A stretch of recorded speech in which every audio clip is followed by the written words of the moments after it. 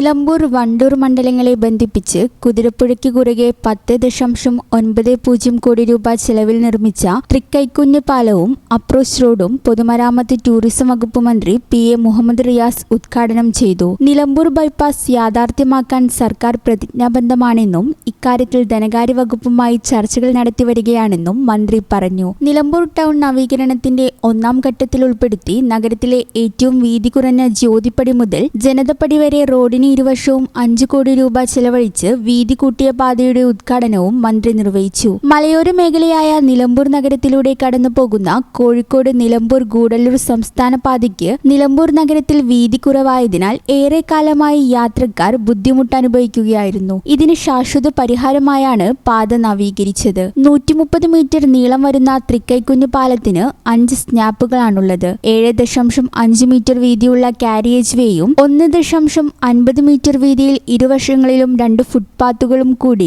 11 metre വീതിയുണ്ട്. തൃക്കൈക്കുഞ്ഞ് ഭാഗത്തെ approach റോഡിന് 160 metre നീളവും നിലമ്പൂർ ഭാഗത്ത് 140 മീറ്റർ നീളവുമാണുള്ളത്. പാലത്തിന് സമീപം നടന്ന ഉദ്ഘാടന ചടങ്ങിൽ നഗരസഭാ ചെയർമാൻ മാട്ടുമൽ സലീം അധ്യക്ഷനായിരുന്നു. വണ്ടൂർ ബ്ലോക്ക് പഞ്ചായത്ത് പ്രസിഡന്റ് അസ്കർ അലി, നിലമ്പൂർ നഗരസഭാ വൈസ് ചെയർപേഴ്സൺ അരുമ ജയകൃഷ്ണൻ, മമ്പാട് ഗ്രാമപഞ്ചായത്ത് പ്രസിഡന്റ് ശ്രീനിവാസൻ, മറ്റ് ജനപ്രതിനിധികൾ, രാഷ്ട്രീയ പാർട്ടി പ്രതിനിധികൾ, പൊതുമരാമത്ത് ഉദ്യോഗസ്ഥർ തുടങ്ങിയവർ സംബന്ധിച്ചു.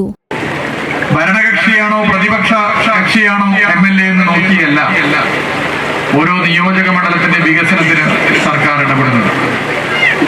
ആ പ്രദേശത്തെ ജനങ്ങൾക്ക് ആവശ്യമുള്ള ഒരു വികസനമാണെങ്കിൽ അത് നടപ്പിലാക്കാൻ ഏത് പ്രതിസന്ധിയെയും തട്ടിമാറ്റി മുന്നോട്ട് പോകുന്ന സർക്കാരിന്റെ പേരാണ് ഇടതുപക്ഷ സർക്കാർ എന്നുള്ളത് ഞാൻ ചൂണ്ടിക്കാട്ടാൻ ആഗ്രഹിക്കുന്നു.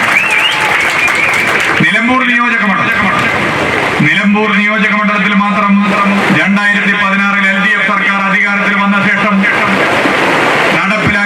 നടപ്പിലാക്കിക്കൊണ്ടിരിക്കുന്ന പൂർത്തീകരിക്കാൻ വേണ്ടി പോകുന്ന പദ്ധതികളുടെ ആകെ തുക എടുത്ത് പരിശോധിച്ചാൽ പ്രിയപ്പെട്ടവരെ അത് 500 കോടിയോളം രൂപ വരും എന്നുള്ളതാണ് അതിന്റെ യാഥാർത്ഥ്യം.